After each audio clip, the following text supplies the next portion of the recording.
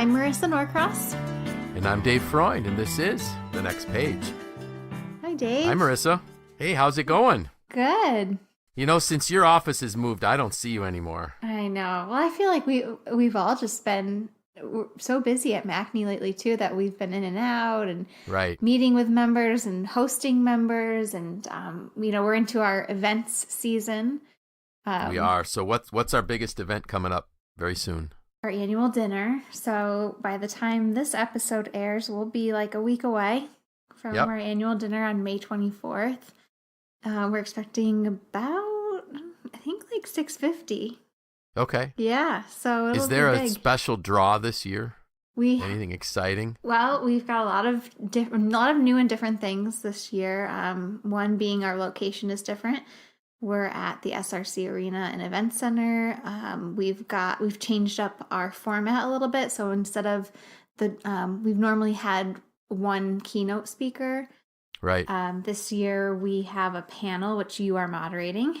I am. Panel really isn't the right word. It's really going to be a conversation. Right. With some Wall of Fame, some of the members of our Wall of Fame, you included. Yep. And then we've also got a race car coming. Oh, that sounds good. Yeah, our sponsor, Watkins Glen International, is bringing a car with them, and we'll have that at our reception, our cocktail reception. So it's Now, are they going to be able to start up the car inside the building? No, I don't think so. Oh, because they are so loud. That would be so cool. No, I'm pretty sure Okay. definitely not, because it's actually, to have it in there, we have to like detach the battery or unplug the battery or whatever. Okay. Disconnect the battery. Disconnect the Okay. battery while it's in there. And All right. you can't. It'll still be really cool. We did ask if we could get in the car, but they explained that the only way in would be through the window. So that tells you how much the ladies and I know about NASCAR. Exactly. Yeah, there's only one way to get in, and that's through the window. Yes, So. but people are more than welcome to take photos with it. We'll actually have a few of our staff members there that will be able to take your photo on your phone or whatever. Super. Yeah. Oh, that sounds really cool. I'm excited. I can't wait. Yeah. And for me, it's closer to home than downtown, so I'm excited about that. Yeah, it's a good. I like the location too, because we all know that I am a sucker for good parking. So And there is excellent parking. So much parking, excellent parking. Right. We're really excited. It's going to be a great venue.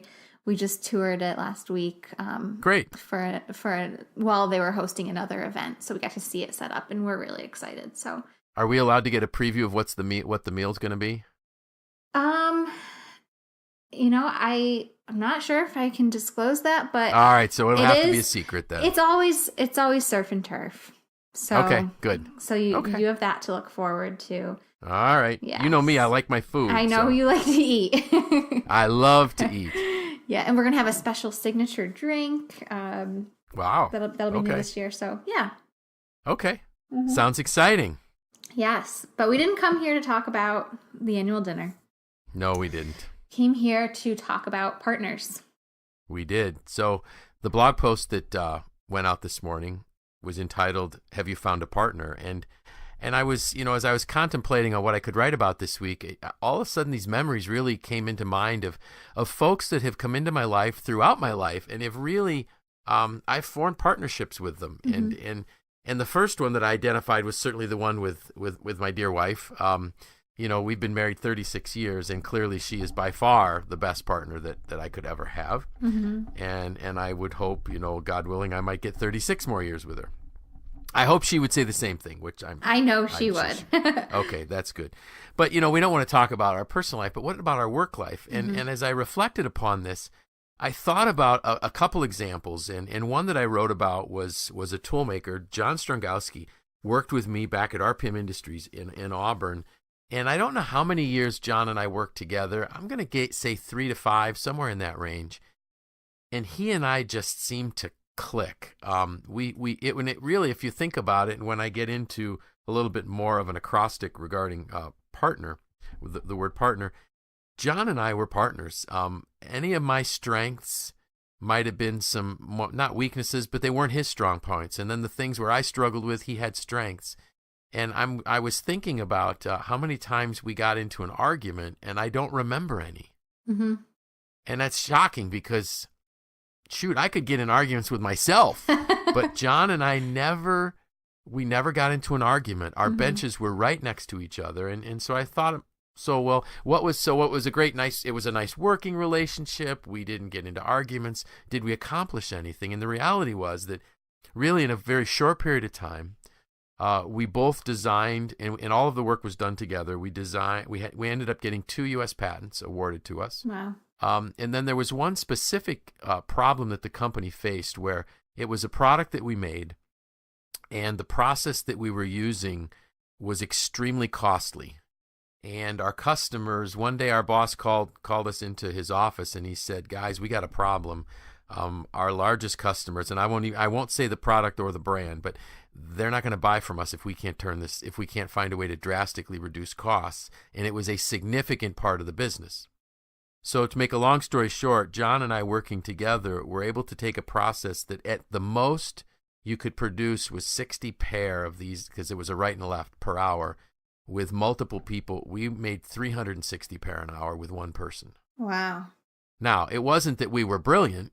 It was that we worked together and we encouraged each other. There were days when I perhaps was down and John was up, and because we accomplished something that everybody we talked to said this is impossible to do, but we worked together and we did it. The next partner that I didn't write about that comes to mind, would certainly be Dan Coons, the owner of SelfLock, where I worked for 18 years. He and I are, if you would look at our DISC assessment and plot it out, our dominance, our influence, our steadiness, and our compliance, we were exactly opposite. And I remember when I shared Dan's with him, I said, "So what do you think of this?" He goes, "It means we make a great team." And really, Dan and I for 18 years, we developed a great friendship, and clearly we partnered. I mean, he owned the business, but he had me run it for the last 12 years that I was there. Clearly a unique individual, a man of high integrity, but we worked so well together, we partnered together. So those were the 2 examples that jumped out at me throughout my working career. So I want to run through this acrostic, and then I'd love to get your feedback, Marissa, on what you think as we kind of go through this. So John Maxwell some years ago did a teaching, and I had put this in my notes, and I stumbled across it. So partner, the P is, I will put your agenda at the top of my agenda. And that really touched me, because what John's saying is that if we're going to partner with someone, that other person's needs need to be at the top of our agenda. We absolutely have to put them first. But then somebody might say, well, wait a minute, if their needs are at the top of your agenda, how in the world are you going to get your work done? I started thinking about some examples of that in Macne. And Marissa, I really view you as a partner in certain aspects of what I do. And so I remember a day, and I don't know if you'll remember this. It was typically I get you my writings on Monday. Yes. And for whatever reason, I said, is it okay if I get you this on Tuesday or something? And you didn't say no. You didn't say you needed it. But you said, yeah, it'll be tough, but I can't, or something like that in an email. And that's when it hit me. Wait a minute. I'm not putting your needs at the top of my agenda. You need it. And for me to be bold enough to just say, well, I can't get it, I'm now giving you a time constraint. So really that's what I think John means when he says, I'm going to put your agenda, your needs at the top of my agenda. Because I need your help. I couldn't do the podcast without you. I couldn't do my blog post without you. So really, if I'm partnering with you in this, I have to be working hard at making sure your needs are at the top of my agenda. The A, I will add value to you on a daily basis. I like this one a lot. Yeah, I do. So when you think about that phrase, I will add value to you, what comes to mind? Well, what comes to mind when I read this statement is really that it's not about what can I get from the the person that I'm partnering with or working with, but Right. what can I provide to make the relationship or the partnership viable and sustainable and valuable? Exactly. Yeah, exactly. And some days that might be, and don't you love it when I just surprise you with questions? Yes. You never know. You never know what I might ask. But, adding value to a person is just you're coming into their life to see what you can do to help them. Mm-hmm. And it might be a technical expertise. It might be a learning that you want to share with them. It might simply be an encouragement or listening to them. People need to have somebody they can just vent to. And I really see that as so for myself, like on a daily basis, I think about the people that I have in my life that are speaking into my life that are really being blessings to me. What can I do for them? Mm-hmm. Whether it's an encouragement, whether it's whatever it is, if they love coffee, bring them a coffee type of thing. I think it's a really great acknowledgement too of recognizing that like you have certain strengths that you bring to the table and that person has certain strengths that they bring to the table. I'm lucky to have Julianne working with us now. She's a great partner for me. And I think we're both really good at recognizing, okay, these are the things that you're really good at, and I'm just going to let you do them. And she lets me do the things that I'm good at. And together we add value to each other in that way because, she's something that I might do begrudgingly. She does gladly. And enjoys, probably. Right. And vice versa. And sure. So I think that also helps. That's awesome. That is a great example. Mm-hmm. So the R in partner is I will resource you with influence and tools you need to be more effective.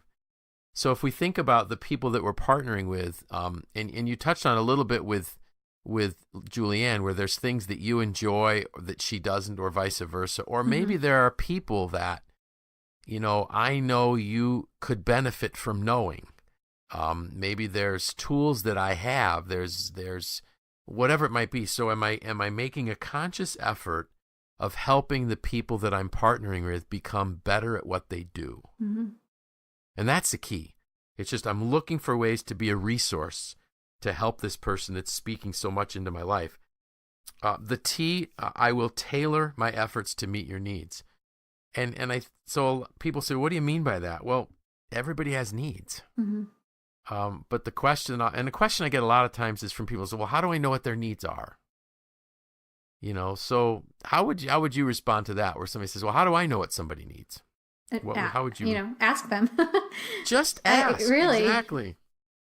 And I know, it's like, it's something that maybe at first is kind of like awkward or weird. I mean, I have a meeting with Randy every week, and he always starts with, how can I help you? Or what can I do? What do you need from me? And at first, when we first started having these weekly meetings, it was like, oh, I don't know. Or, I was kind of like afraid to tell him what I wanted. But now, because we've been doing it weekly, it's like, okay, well, here's what I need. And here's what I need help with. And here's how you can help.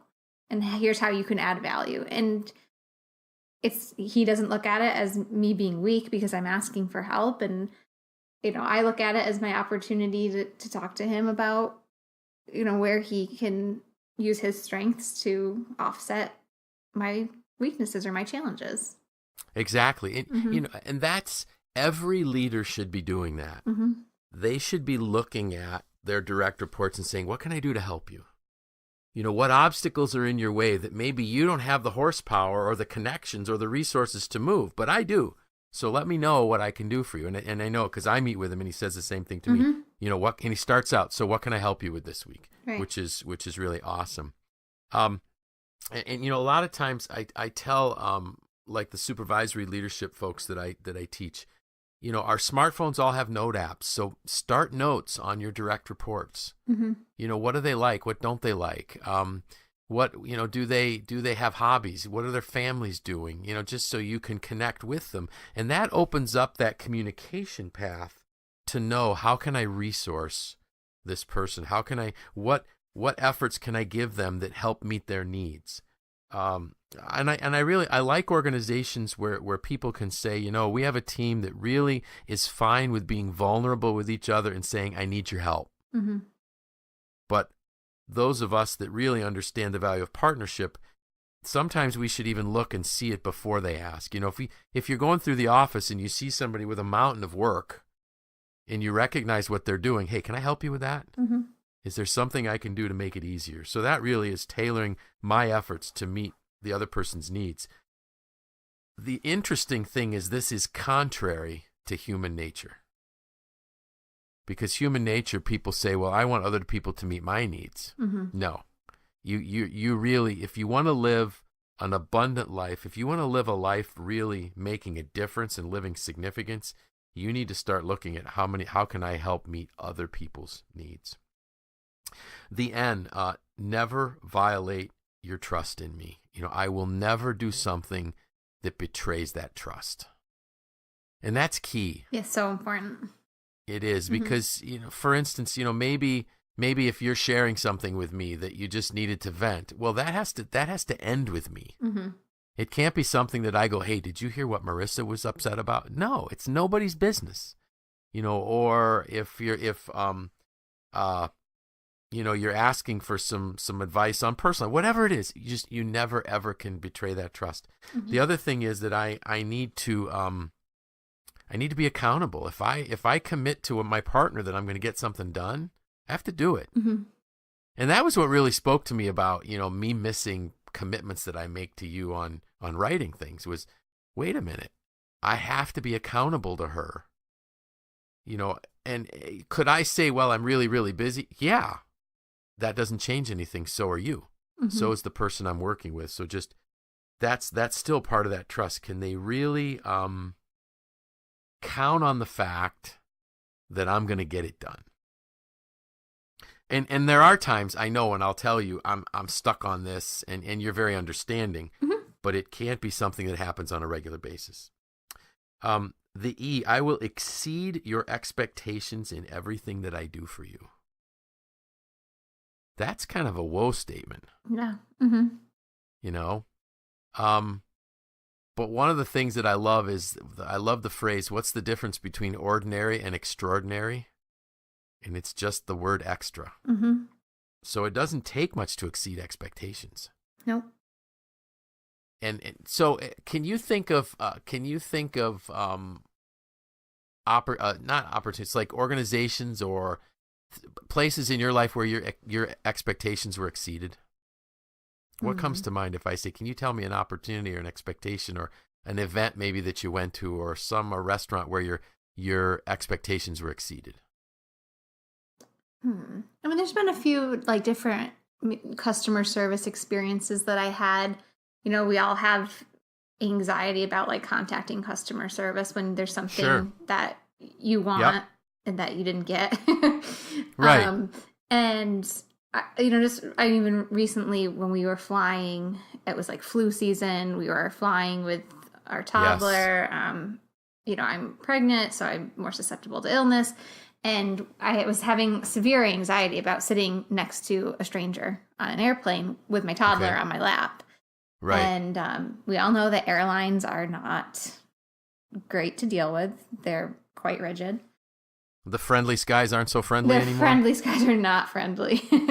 And I went to the gate agent in the Syracuse airport, and I thought for sure they were going to tell me no. And I asked her, I explained the situation, and I asked if there were any rows because there were rows of 3 and we only had 2 tickets and a toddler on our lap. I said, are there any rows of 3 that you would be willing to give us? I didn't want to buy a 3rd ticket. I just wanted to know if there was an empty row that we could move into, given that it was flu season in our situation. And she by far exceeded my expectations. And wow. And she, absolutely not a problem. I'll get you in, which one do you want?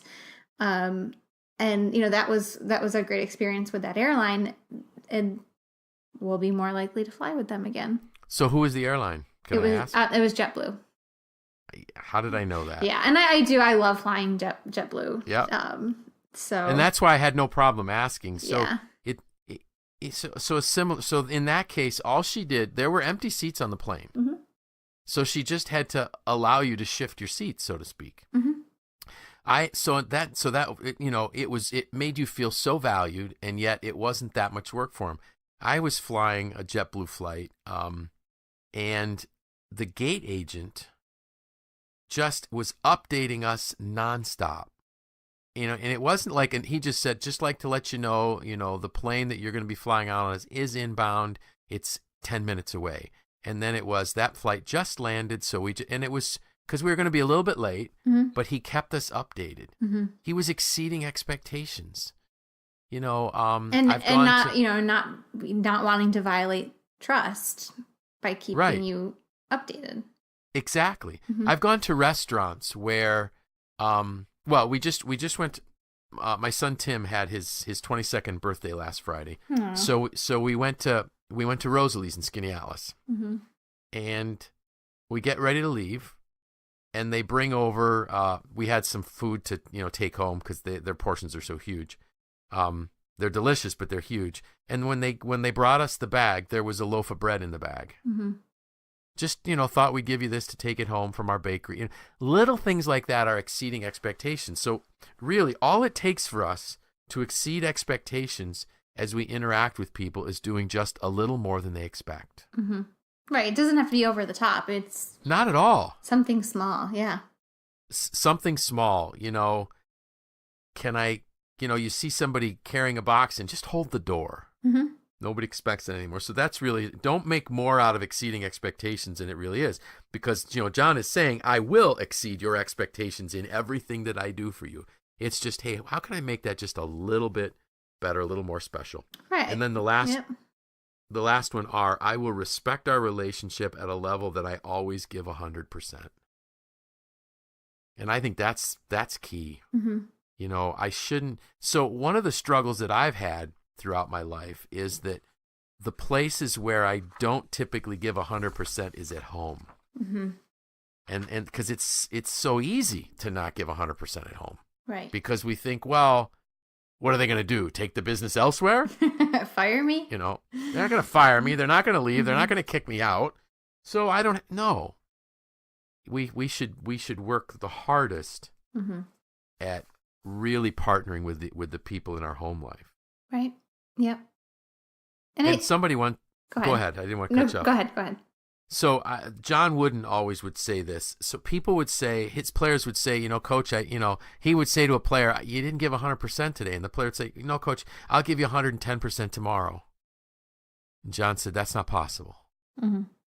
Every day, every interaction where we don't give 100%, we can't ever make that up. Right. Because the most a person can ever give is 100%. So the next time we think we're okay at giving 80, we just shortchange somebody. Mm-hmm. So what were you going to say before I rudely interrupted you? No, just that, thinking about we use the word partner a lot.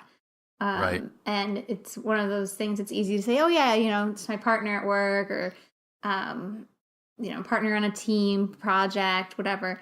But when you look at this acrostic and you look at all the points it's making, it really reminds you that partner is different from, you can work with people that you don't have a partnership with. And exactly, you should be working towards finding those partners for, to achieve meaningful outcomes and to make work better. I mean, you can accomplish more with other people. Absolutely. More often than not, there are very few things that would be better on your own. So, right.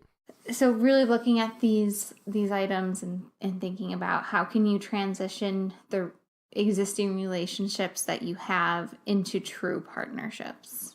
Right.